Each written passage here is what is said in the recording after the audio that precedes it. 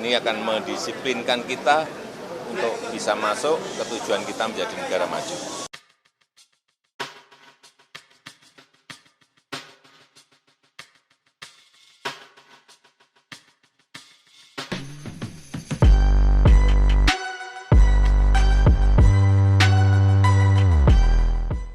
Pak, saya rasa itu.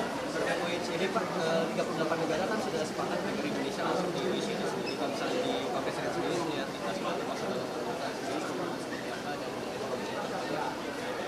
Ya, pemerintah sangat mengapresiasi atas telah diterimanya Indonesia sebagai anggota OECD. Ini penting sekali karena ini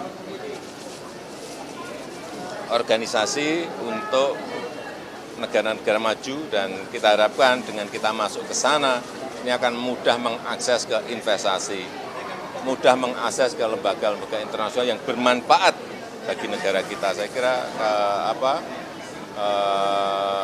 OECD akan memberikan manfaat yang konkret bagi kita, terutama agar kita tidak terjebak pada middle income trap dan kita bisa melompat menjadi negara maju.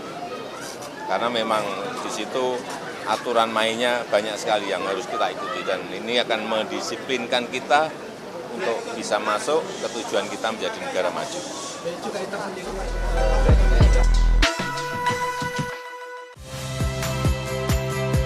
Saya Friska Clarissa.